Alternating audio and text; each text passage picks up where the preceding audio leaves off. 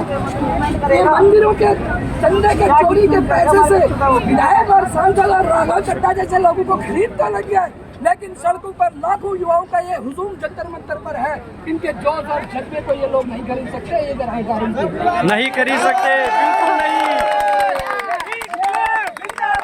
ये आज कह रहे हैं कि ये विरोधी है, पाकिस्तान परस्त है, चीनी एजेंट है। मैं चाइना की सीमा से लगा हुआ मेरा जिला है, नेपाल की सीमा से लगा हुआ मेरा जिला है। 4 दिन से यहाँ सड़कों पर बैठा हूँ, मैं चाइना का एजेंट और करोड़ों रुपया लाया तब सड़कों पर सो रहा हूँ।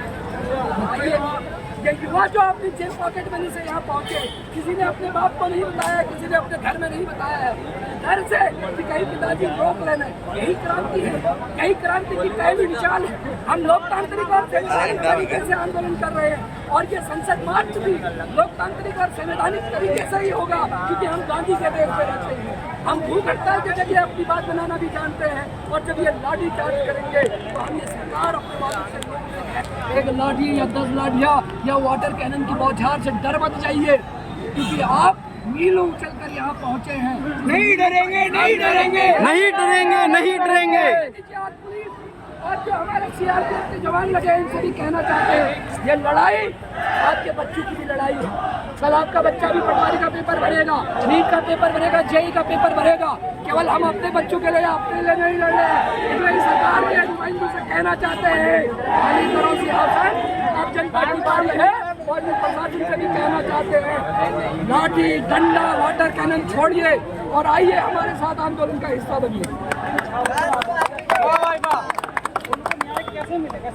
न्याय ऐसे मिलेगा धर्मेंद्र प्रधान की कुर्सी का और इस्तीफा, और ये सरकार भविष्य में कोई पेपर लीक ना हो, इसकी जिम्मेदारी और जवाबदारी बिल्कुल जिम्मेदारी ले। तो क्या करें, घर सो जाए सब, घर सो जाए, बदलाव होगा कुछ? काहे नहीं होगा बदलाव? एक शिक्षा मंत्री की कुर्सी जाएगी तो दूसरा मंत्री को डर तो रहेगा। ये डर पैदा होना बहुत जरूरी है लोकतंत्र में। बिल्कुल, ये डर खत्म कर दिया है इस सरकार ने, और ये डर पैदा करने ही आए हैं। ये हुजूम ये डर पैदा करने 20 दिन तो हो गए। अरे साहब, इस देश में गोरे अंग्रेजों को भगाने के लिए 200 साल लग गए। अभी सत्ता में कौन बैठे हैं? काले अंग्रेज बैठे हैं। इन काले ये अपने लोग हैं जो काले हो गए हैं, इनको भगाने में समय लगेगा।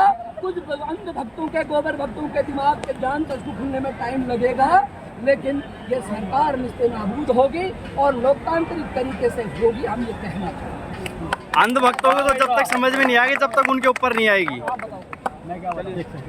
कैसा लग रहा है?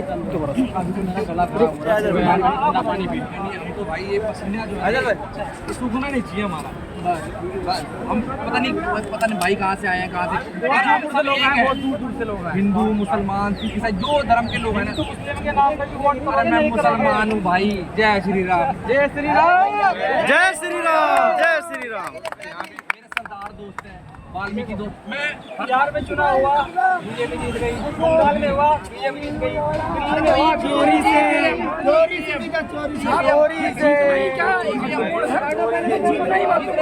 लोकतंत्र में सड़कों पर भी आवाज रखी जाती, अब नहीं आएगी बीजेपी।